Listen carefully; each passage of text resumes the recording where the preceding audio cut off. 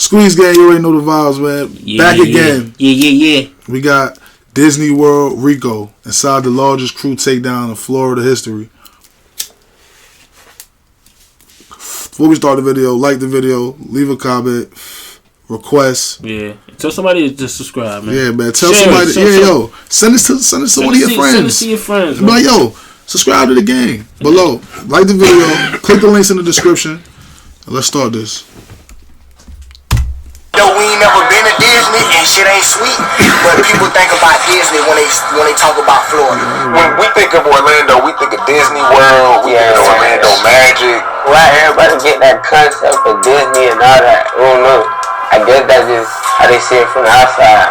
Well, the FBI typically doesn't telegraph our moves. What I can tell you is that these two gangs, the 438 gang and the Army gang, have got our attention now. The other 5 already in custody are responsible for nearly $2 million in stolen property, 59 stolen vehicles, and 19 stolen firearms. The prominent people at the top, just between those 8 people, they're responsible for 230 felony charges. Jaquavius Smith, better known as Glokknine, just him himself has been arrested for 52 felonies. Alright, what is up, everybody? It's been far too long. 52 felonies is 52 crazy. Felonies. How you get out? How you keep getting out? He said, how you not under the jail cell? How you keep getting out? 52 felonies. Bitch, Said I got, New York, nigga. Bitch, I got 2 felonies. Then I get 1 more. I think I'm done. Nigga, the fuck? Nah, that boy crazy. The last episode was in Florida, and for this video, we gotta return there once more. This time to Disney World's Orlando, where folks witnessed one of the largest RICO cases. Niggas really think shit sweet too. Let's go to Disney World, Orlando, Florida. Niggas really think Orlando's sweet. I never knew it was like nothing like. I mean, it's a hood everywhere. You feel me? But you feel me? Niggas think about Orlando. Niggas think about Disney World, man. Niggas think about good vibes. Think about Orlando. Niggas ain't think about no drilling. Yeah, I guess shit. Go there looking for some weed, go down the wrong block. In state history, see this. You go down the block, you see niggas like this shooting the video sticks. You like, oh shit, let me get the fuck out of here. X take 34 people down from 2 separate crews. To show you what this looks like, the entire Bobby Shmurda and GS9 indictment was 63 pages.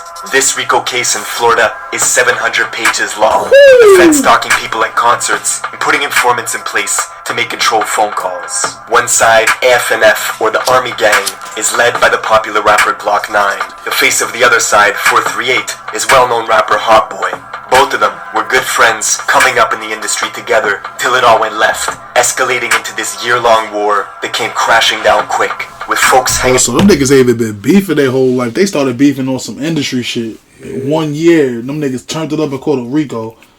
You know niggas be catching RICOs. They niggas been beefing for 10 years. Wow. There when niggas go to jail for RICO. Them niggas must have had that city on turn. Yeah, they was spending that fire. 1 year? The windows of cars, wielding AK-47s in broad daylight, hitting daycares and memorials. Ooh. The city saw 30 back-to-back shootings in 6 months, and in 4 stores. Stop the shit. What you say? They said they was saying daycares and memorials. You know they was coming for them niggas. Niggas ain't playing when it comes to the kids. Yeah, I mean they probably was in the daycares by accident. I don't think they was shooting at daycares. I would think they was shooting it by accident, but you know niggas ain't playing with that. Yeah, nah, you going to jail. You shoot by a school, anything, nigga. Yeah. That shit enhances the crime. It enhances the charge. To bring in the FBI, or Metropolitan Bureau of Investigations. Basically, Florida's version of the FBI, who built this whole case using wiretaps, Instagram, and evidence they found on people's phones. Sometimes thousands of photos and videos that map out drug routes from Orlando to California, with folks taking trips back and forth, smuggling hundreds of thousands of dollars in suitcases, flying girls out separate to bring the product home, where they launder the profits through cars, guns, and showed up. Oh nah, them niggas was turning up. That's why the RICO really came. They was getting money too. Them niggas was tweaking. So did the girls get locked up on the RICO too? Had to. Yeah, I see. If they was trafficking. Glokknine, who signed a $2 million deal with Young Money and Birdman when he was only 18, now faces 52 charges, including frauding the government out of $10,000 through a series of PPP loan scams that got intercepted. My son did a PPP up 2 M's. He did a PPP. He gonna beat that probably though. He probably gonna beat that one. Yeah. I said to the PPP though. You up 2 M's, nigga? You bum ass nigga. When he tried showing it off to his friends on Instagram. And when the news dropped of a pending RICO charge, his once friend turned rival, Hotboii, decided to go on the run, and then turned himself in. But then went on the run again after they revoked his bond. One gang member on the one of the last 2 months is now in jail. We're getting into all this, so but first, check out my song of the day. This is a new one from my guy Millie's. Let's go. A lot of rappers richer than me did this shit with less skill, so I know I could get on quicker if I kept it less real. Going through the motions, poor trip. Nigga Spike was arguing with this nigga on Instagram. He can't remember. Spike like, nigga, I don't respect you, nigga. You like a CO.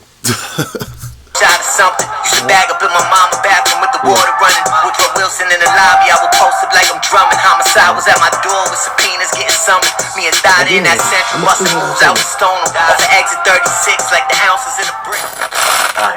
This is probably one of the wildest stories I've ever covered. And in order to understand it, we gotta travel to the tourist capital of America, home of Walt Disney Entertainment, with 70 million visitors coming in and out each year, Orlando, Florida.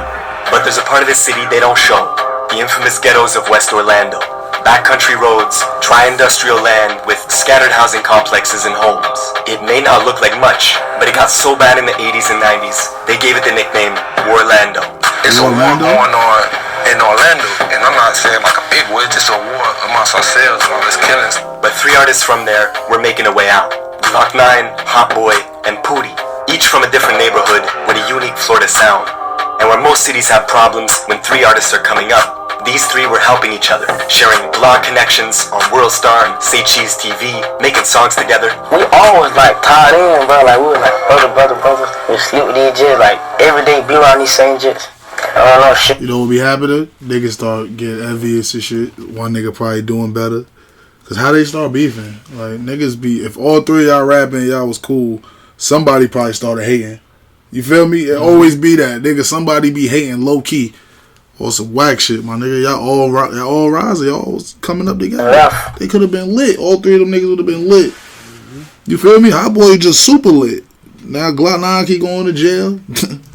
Yeah, that shit was rough. The first to really blow up. He about to come home too, right? With his map. You gotta stop it when you talk, cat. What'd you say? He about to come home too, right? No, nigga, you a RICO case. Nah, I'm not talking about him. I'm talking about the other nigga. Nah, Hotboii. Hotboii. Nigga ain't come home. Nigga gotta see what time he get. Nigga ain't coming home.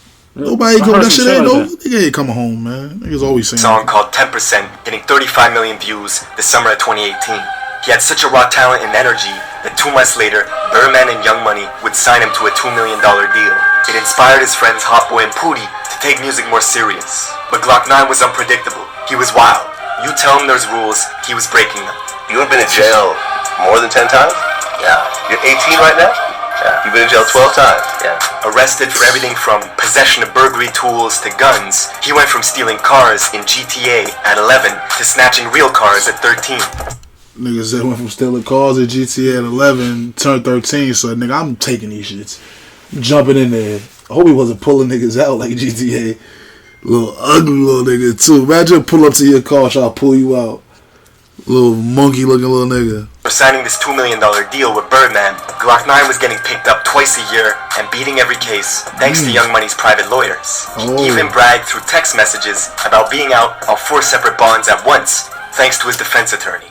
Family, like, all they know I get in trouble. I'm hot here. I'm gonna crash. They don't understand me. They don't get what I was doing it for. 2018, the year he blew up, his friend Hotboii was serving 2 extra years in a Florida detention center for wrecking the place. But one day they gave him a 24-hour pass to go home, and he went straight to the studio to record music with Glokknine and Pootie, creating this song Hooligan, which would have been a massive record, except they would never release it. Glokknine was burning bridges left and right. He had a falling out with Say Cheese TV, one of the largest bloggers and platforms to exist, who was promoting him. Pussy! You got more money than me! Pussy! You ain't gonna last long, no, nigga. That's why your own nigga switching up on you, cause that money getting to your head. You haven't made it yet, bro. Oh, see? Look, nigga, it was Glokknine. Nigga got that check, nigga started letting that shit get to his head. I saw Glokknine wilding on Say Cheese. By the time Hotboii got out of juvie, on the outside, Glokknine and Pootie started going at each other, leaving Hotboii caught in the middle. Why is there no Hotboii Glokknine records, no Pootie Hotboii Records. Shit just went up. Shit went up. You being cool with both of them, do you think you could kind of squash that beef? I tried. You tried before? Yeah, I tried. Yeah. That shit dead. But with the release of these RICO papers, the feds paint a picture of a bunch of crews competing to further their own interests. It wasn't just music they were into. It was all sorts of money schemes in the criminal underworld they had hands in. Glokknine had his own clan, All Friends No Family, or AF&F, who mainly stay in the Mercy Drive area of West Orlando, which they say was built on a cemetery. It had mandated 24/7 police patrols, and AF&F was organizing like a war was about to happen, texting each other gang structures and rules. They had a system where a female... Oh, nah, they was on timing. They was on timing, but the wrong way. Through text and all that, yeah, come on, my nigga. Niggas gotta do better. Y'all niggas gotta know that the government control all these phones. But them niggas was trying to be sturdy. They had gang. They niggas was set up the lingo for they shit, nigga. For they block shit, nigga. They ain't even no blood crip shit. Them niggas was set up the lingo, nigga. This is how we gonna do this. You got structure. And look, bad structure though, because them niggas doing it through the phone. If you did this right, them niggas probably would never been indicted. Them niggas got too much money. Lisa, let me write in this paper for you. Y'all pass it out, man. You didn't print this out, nigga. Make copies, nigga. Everybody read that. Feel me? And don't get caught with these papers. You get caught with these papers, nigga, you gonna get smoked. Lisa, that's L7. You get caught, I ain't no L7, you going to jail. Now you definitely going to jail. You gonna get the L7 in a can. You a whole lot in there. With legally purchased guns for everybody in the crew who was a convicted felon. And when a Kentucky rapper named 2K Baby came to visit Orlando, AF&F robbed him of his jewelry, what? taking the grill. Niggas robbed 2K Baby? Fool! Give me that! Fuck is you talking about? Nigga need that self-stove chain, nigga. From his mouth, his money, then went on Instagram Live. Bro, them niggas took the grills out of his mouth. Nah, that's gangster. Nah, wait, run it back. That's gangster. I fuck with Glock. Guns for everybody in the crew who was a convicted felon. That's what we doing. And when a Kentucky rapper named 2K Baby came to visit Orlando, AF&F robbed him of his jewelry, taking the grills from his mouth, his money, then went on Instagram Live at the Mercy Drive apartments, challenging his folks to come get it back. Tell him $200K for it back, bitch. $200K. No, that's beast. Keep it. Gonna come in, the only way you gonna pull out. What you gonna do? Let me see where you at. You already putting insurance in, bro. The French, the same place this shit happened at. Mercy Drive. Mercy Drive. Exactly. Hey, my homeboy said you want the chain back, huh? How much y'all will spend for it? By October of 2019, the tension with the various crews was rising. Pootie dropped this song, Address It, a freestyle where he was dissing Glokknine, saying they both plead the same, and that it was war. And right around then, the Orlando police began putting in surveillance early. They knew shit was starting to boil over. Equally, the crews knew they were being watched. They even set up counter-surveillance to watch the feds watching them, posting videos to Instagram with middle finger emojis pointed at hidden squad cars in the bushes. And by the time 2020 rolled around, there were agents watching Hotboii at all his concerts, with officers stalking Instagram feeds as well because they couldn't believe the money people were pulling in.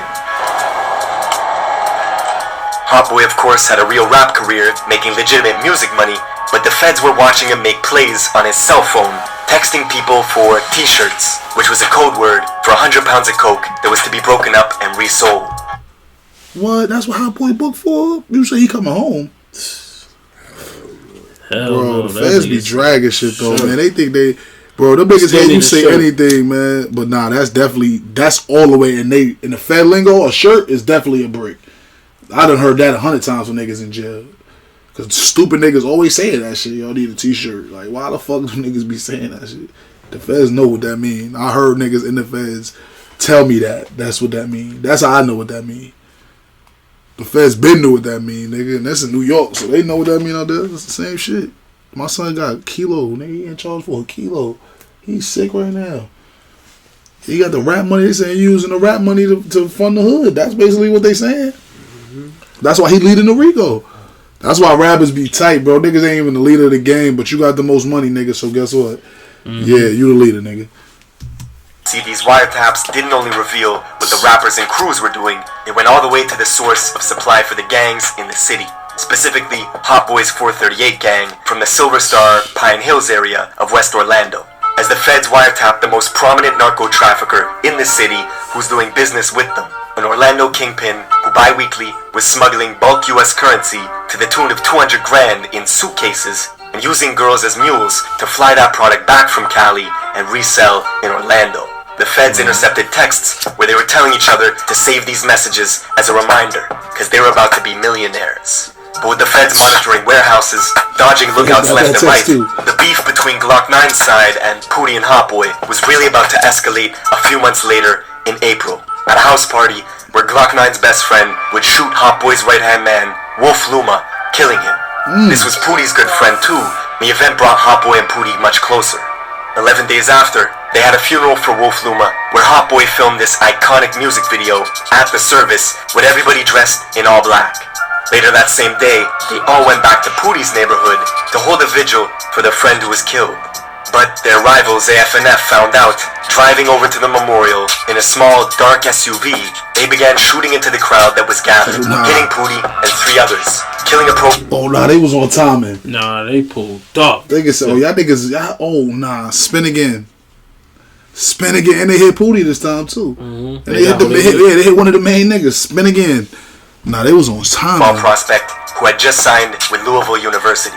Investigators say this was retaliation just for Glokknine's friend getting arrested for the shooting of Wolf Luma. The very next month, 90,000 people tuned in for the live stream of the funeral for this 18-year-old football player who was killed. There was a chilling moment when the bishop quieted the whole room and said, "No suspect has been arrested yet, but folks are sitting here knowing who did it. This has to stop." See, Glokknine and others in AFNF had set up this network of unemployment scams across various states in the country, with a database of names, addresses, and credit scores, all saved on Glokknine's phone. He was using these scams to pay for the bonds of lower-ranking members that got jammed up. That way, they could fund... Real nigga, though. He getting niggas up out of jail. He paying them bonds. Nah, son. Them niggas just wasn't moving smart. Them niggas was just young demons. Young dummies. Damn, son. War for a long time. Choosing to discuss Business 38 Gang and AFNF had hierarchies and subsets. Both of them were competing as the feds watched 438 members boast through text message that they had enough money and guns to do what they wanted, and that made AFNF jealous. By the summer of 2020, the beef even spilled out of town into Jacksonville, Florida, with Glokknine putting out this song on the 1st of July called Criminal Minds. And in it, he says his enemies were clicking up making teams. He was actually talking about the well-known rapper Fulio out of Jacksonville. How you watch your mama get pumped, you got shot in the ass, and you wrote a statement? All 3 of them things do not go together when you tripping. All because Fulio would take a photo with Pootie, and this made Glokknine mad. So he started dissing Fulio's deceased friends, and it caused Fulio's enemies from Jacksonville, like Queso, to then click up with Glokknine, where there was even almost a massive brawl at a mall in Atlanta when Queso crossed paths with Pootie, and things were seconds away from turning dangerous. Oh, he can't stop all y'all. Y'all get to shoot at him, cop. Queso be on bullshit. Yo, I fuck with Queso. Free Queso, man. Queso be on bullshit. He seen Pootie say, "What up, nigga?" Yeah, I fuck with Glock. What up?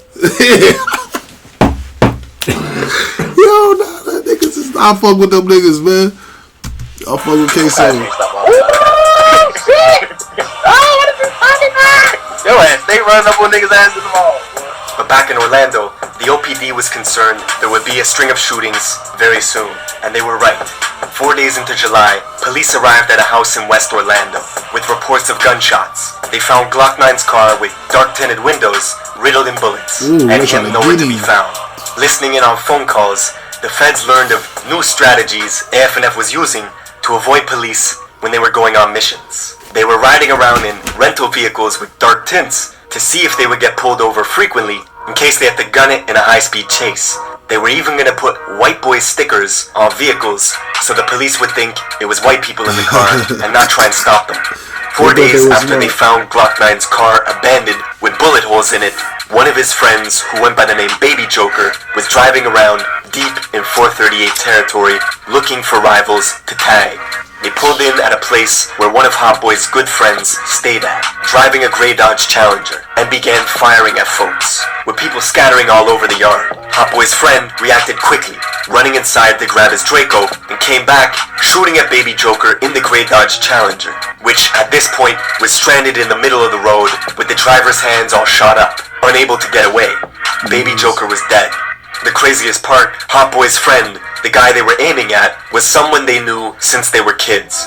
This particular shooting would get referenced in a lot of music as 430. Damn, son. Nigga went on the drill and got spent. Nigga went on the drill and got spent. He tried, but damn. Boasted about this failed hit attempt. In his song Left Lonely, Hotboii tells Glokknine directly, "Your little stepper ran down and he died."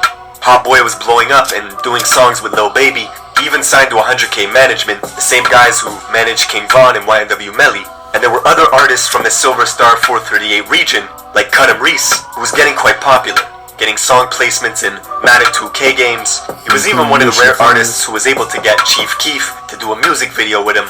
The feds had theories. Glokknine was jealous. Reese's career was taking off. One day, Glokknine blasted over to Reese's house with rifles and pistols in the car, leaving it riddled with bullets. Witnesses told detectives Glokknine was trying to eliminate the competition.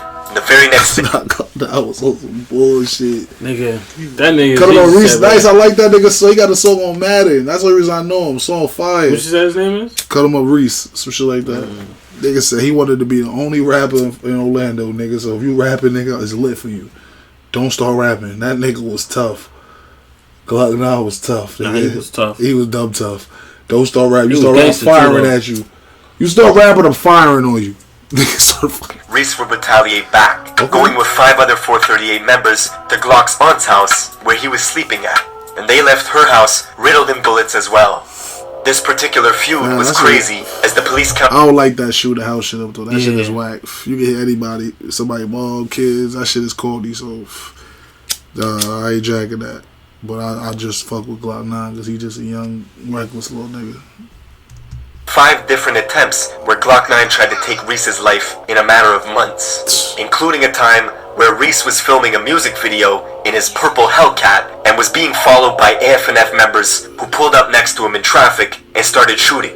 Reese shot back and managed to escape, but then crashed into an oncoming vehicle and had to abandon the purple Hellcat with busted up legs. With all this death and violence happening in the city, Orlando finally hit up the Metropolitan Bureau of Investigations for help. They needed 18 different agencies to collaborate. And the tipping point, of course, was the infamous shootout at the Millennium Mall. If you want the city to act, do something where their money is at risk, in a public space with loads of businesses and wealthy people.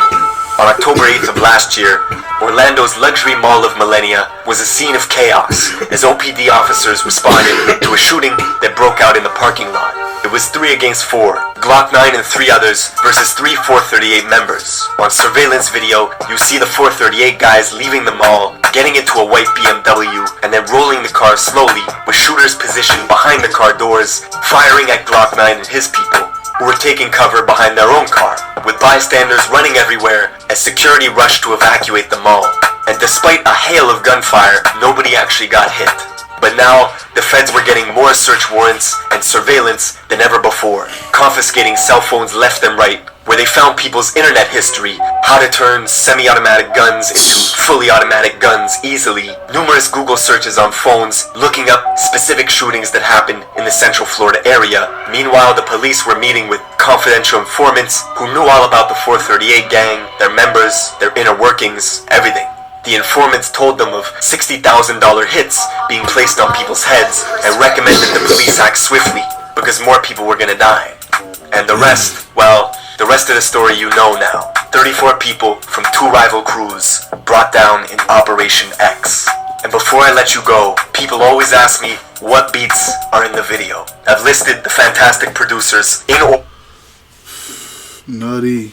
Yo, I ain't gonna lie. They going crazy. They was going crazy out there. Well, like, comment, subscribe, man. Leave your comments on what y'all want to see us do next, man. Squeeze Gang, we out. Squash.